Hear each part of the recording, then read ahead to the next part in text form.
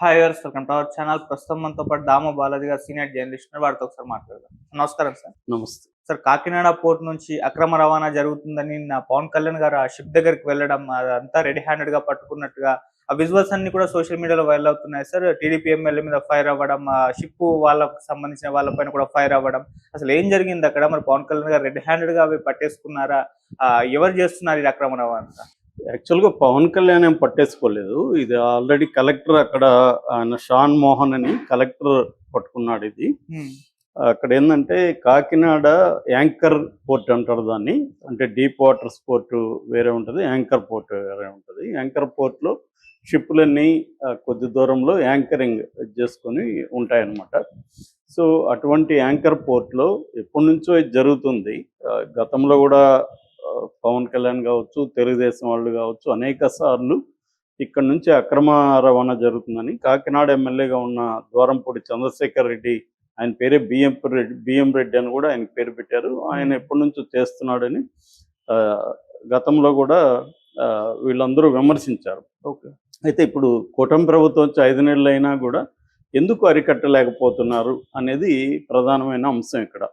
ఎందుకంటే already civil supplies minister Nadendla Manohar కూడా 2-3 సార్లు లాస్ట్ మంత్లో కూడా అక్టోబర్లో కూడా పట్టుకున్నాడు.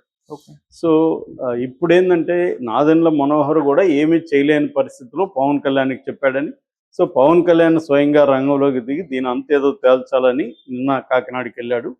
ఆల్రెడీ అక్కడ స్టెల్లా ఎల్ అనే షిప్లో ఇవన్నీ ఉన్నాయి. అక్కడ కలెక్టర్ పట్టుకున్నాక అక్కడే పెట్టారు. సో దాన్ని చూడడానికి వెళ్ళాడు పవన్ కళ్యాణ్. చూసి విచారించడానికి అసలు ఏంటి, దీని ఎవరు ఇచ్చేశారు, దీంట్లో పీడిఎస్ అంటే మన పబ్లిక్ డిస్ట్రిబ్యూషన్ సిస్టమ్, అంటే రేషన్ షాపుల నుంచి వచ్చే బియ్యం, రేషన్ బియ్యం అంటారు. ఆ రేషన్ బియ్యం ఎంత ఉంది, అసలు ఇదంతా ఎవరు దీన్ని తీసుకెళ్తున్నారు, అధికారులు ఏం చేస్తున్నారు, ఇవన్నీ చేయడానికి నిన్న పవన్ కళ్యాణ్ తర్వాత ఆయనతో పాటు ఇటు వనమాడి వెంకటేశ్వరరావు, ఆయన కొండబాబు అంటారు, ఎమ్మెల్యే కాకినాడ, ఆయన వెళ్ళారు. ఆయన తెలుగుదేశం ఎమ్మెల్యే. దాని తర్వాత కలెక్టరు, డిఎస్పి, తర్వాత అక్కడ సివిల్ సప్లైస్ చైర్మన్ సుధీర్, తర్వాత డిఎస్ఓ అంటే సివిల్ సప్లైస్కి అక్కడ ఆఫీసరు ఆయన ఎంఐ ప్రసాద్, వీళ్ళందరూ అక్కడికి వెళ్ళారు. వెళ్ళినప్పుడు పవన్ కళ్యాణ్ చూస్తే దాదాపు 38,000 టన్నుల బియ్యం అక్కడ ఉన్నట్టుగా చెప్తున్నారు. అందులో 640 టన్నులు రేషన్ బియ్యం. 38,000 టన్నుల్లో 640 టన్నులు రేషన్ బియ్యం. సో ఇది ఎక్కడి నుంచి ఎలా వచ్చింది అనేదానికి పవన్ కళ్యాణ్ నిన్న కొన్ని విషయాలు షాకింగ్గా ఉంది. ఆయన వెళ్ళి చెప్పిన విషయాలు అదేంటంటే, ఆయన 2 నెలల నుంచి ట్రై చేస్తుంటే వెళ్ళడానికి ఆపుతున్నారనేది ఒకటి చెప్పాడు. ఎవరు ఆపుతున్నారనేది చెప్పలేదు. అట్లాగే ఇప్పుడు 2 రోజుల నుంచి రావద్దండి, మెసేజ్లు విపరీతంగా వస్తున్నాయి, దాదాపు 10,000 మంది జీవితాలు దీంతో ముడిపడి ఉన్నాయి, మీరు వాళ్ళందరి జీవితాలను నాశనం చేస్తారు, రావద్దని మెసేజ్లు వస్తున్నాయి అన్నాడు. ఆ మెసేజ్లు ఎవరు పెట్టారో చెప్పలేదు. దాని తర్వాత నేను షిప్లోకి వెళ్తానంటే కూడా ఈ అధికారులు ఇక్కడ అడ్డుకుంటున్నారు అన్నాడు. మరి ఒక డిప్యూటీ సీఎంనే అడ్డుకుంటే ఇంకా వేరే వాళ్ళ పరిస్థితి ఏంటన్నాడు. మరి ఎవరు అడ్డుకున్నారు, వాళ్ళ మీద చర్యలు ఏంటి అనేది చెప్పలేదు. ఓన్లీ సివిల్ సప్లైస్ సంబంధించిన డిఎస్ఓ ఎంఈ ప్రసాద్ మీద మాత్రమే చర్య తీసుకున్నారు. అతను తప్పించి డిసిఎస్ఓ లక్ష్మికి ఆ బాధ్యతలు అప్పగించారు. అట్లాగే ఎస్పీ లీవ్ పెట్టాడు. నేను ఎప్పుడు వచ్చినా ఎస్పీ లీవ్ ఎందుకు పెడుతున్నాడు అని కూడా అన్నాడు పవన్ కళ్యాణ్. దాని తర్వాత ఇది ఎవరిది అని అడిగినప్పుడు ఆ పోర్ట్ ఇన్ఛార్జి ధర్మశాస్త్ర, ఆయన పేరు, ఆయన ఏం చెప్పాడంటే, సార్ ఇది వీటన్నిటికీ నో అబ్జెక్షన్ ఉన్నాయి, ఎన్ఓసి ఉంది, ఇది ఇల్లీగల్గా వెళ్ళట్లేదని ఆయన చెప్పాడు. దాంతో ఎన్ఓసిది ఏముంది, మత్తు పదార్థాలు కూడా ఎన్ఓసి తీసుకొని వెళ్తే అలో చేస్తారా అని క్వశ్చన్ చేశాడు.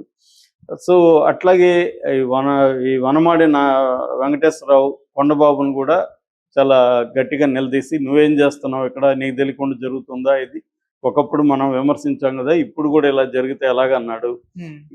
ఇది ఆయన చేసిన ఇది నిన్నంతా కూడా. అట్లాగే ఆయన అనేక ఆరోపణలు కూడా చేస్తున్నాడు. అదేంటంటే, మొత్తం పోర్టు, ఇంత పెద్ద పోర్టులో కేవలం 16 మంది మాత్రమే సిబ్బంది ఎందుకున్నారు అనేది ఆయన ఆరోపణ. సో ఇలాగా ఆయన చాలా ఆరోపణలు చేశాడు. ఒకటి, ఆ ఎమ్మెల్యే సరిగా పనిచేయలేదు, తెలుగుదేశం ఎమ్మెల్యే. 2, ఆ పోర్టు అధికారులు బాధ్యతగా లేరు. మూడు, ఇది ఎవరిది, ఆషి ట్రేడింగ్ ఎవరిది, మానస ఎవరిది, అగర్వాల్ ఎవరిది అని వాళ్ళని అడిగాడు. సో మరి ఇప్పుడు దీని మీద ఆయన ఏమి చర్యలు తీసుకోబోతున్నాడు అంటే, ఇక్కడ డిప్యూటీ సీఎం స్థాయిలో ఉన్న పవన్ కళ్యాణ్ నిజానికి ఆయన శాఖ కాదు, ఇది ఆయనకు సంబంధం లేదు.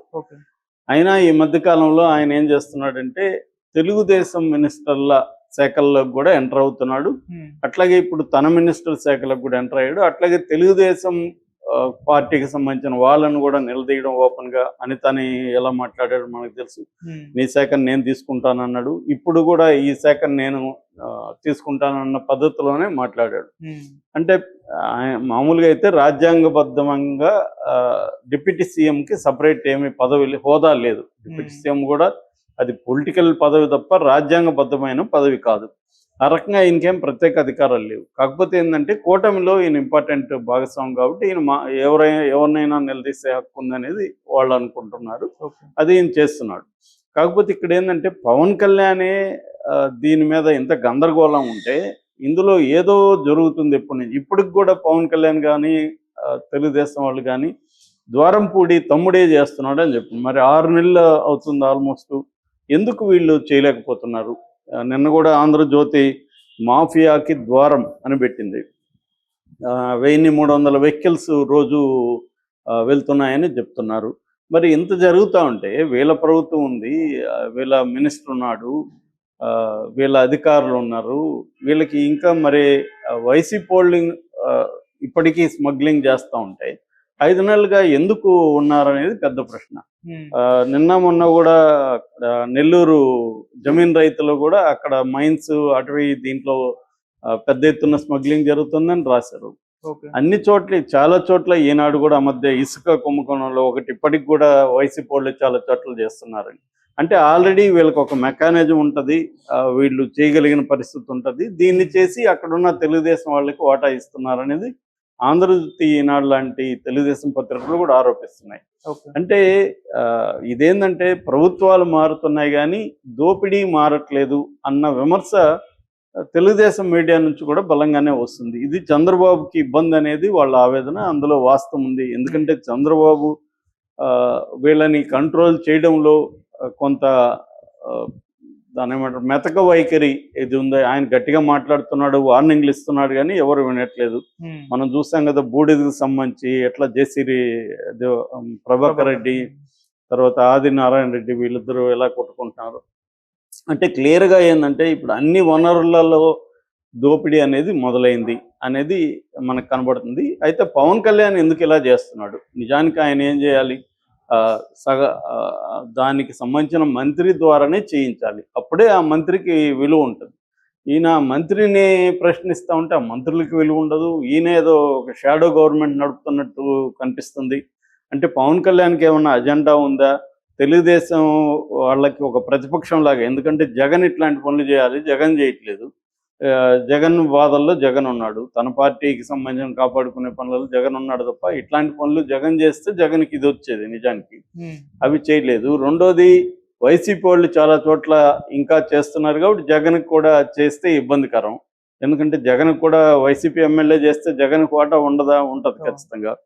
కాబట్టి ఈ రకంగా జగన్ అనేక చోట్ల ఇప్పుడు నేను చెప్పిన జమీన్ రైతు దాంట్లో ఆ రిపోర్ట్లో కూడా ఈ వైసీపీ వాళ్ళు కూడా దీంట్లో ఉన్నారని చెప్తున్నారు. దాంట్లో కూడా రాశారు వైసీపీ వాళ్ళు ఉన్నారు కాబట్టి సాక్షిలో రాదు ఇది, జగన్ కూడా దీన్ని పట్టించుకోవడానికి కూడా జమీన్ రైతుల్లో రాశారు. అంటే ఇంకా చాలా చోట్ల వైసీపీ యంత్రాంగం వైసీపీదే ఉంది, ఎమ్మెల్యేలు అది నాయకులు వైసీపీ వాళ్ళే ఇంకా చాలా చోట్ల చేస్తున్నట్టు కనబడుతుంది. దీంట్లో కూడా ఇప్పుడు అదొక యాంగిల్. రెండోది అసలు ఈ పీడిఎస్ బియ్యం ఇంత 640 టన్నులు ఎక్కడి నుంచి వెళ్ళింది అది ముందు తేలాలి. ఎందుకంటే ప్రజలకు మనకి ఆహార భద్రత చట్టం ఉంది. ఆ చట్టం కింద ప్రతి ఒక్కరికి 5 కేజీల బియ్యం అందాలనేది సెంట్రల్ గవర్నమెంట్ ప్రోగ్రాము. సెంట్రల్ గవర్నమెంటే దీంట్లో మామూలుగా ఒక వ్యక్తికి బియ్యం అందించడానికి 43.5 రూపాయలు అయితే అందులో 38 రూపీస్ సెంట్రల్ గవర్నమెంట్ ఇస్తుంది, మిగతా స్టేట్ గవర్నమెంట్ చేసుకుంటుంది. సో ఈ 43.5 రూపీ ఒక కేజీకి అవుతుంటే దీన్ని 8-10 రూపాయల లోపల కొంటారు వీళ్ళు వ్యాపారస్తులు. కొని దీన్ని ఏం చేస్తారంటే స్మగుల్ చేస్తున్నారు. ఇది మొన్న ఆయన ప్రకాశం డిస్ట్రిక్ట్ ఎస్పీ సిద్ధార్థ్ కౌశల్ ఏం చెప్తున్నాడంటే ఈ 2 ఏళ్లలో దాదాపు 4,50,000 కేజీల బియ్యం ఇట్లా స్మగ్ల్ అవుతుంది. ఆయన ప్రకాశం జిల్లాలోనే 150 కోట్ల వర్త్ ఉండే బియ్యాన్ని పట్టుకున్నామని చెప్తున్నాడు. సో ఇది బీహారు, ఒరిస్సా కూలీల్ని తీసుకొస్తున్నారు, లోకల్ కూలీలను కూడా వాడట్లేదు. ఇది అన్ని రాష్ట్రాల నుంచి జరుగుతుంది. ఇక్కడ నుంచి మహారాష్ట్ర, గుజరాత్, ఢిల్లీ, ఛత్తీస్గఢ్ ఇక్కడ నుంచి వెళ్తుంది. ఒక అంశం అది. సో ఇది ఎక్కడి నుంచి వస్తుంది? బేసిక్గా ఏంటంటే బియ్యాన్ని పేదలకి లేకపోతే మిడిల్ క్లాస్ వాళ్ళకి కూడా కొంతమందికి అందుతుంది.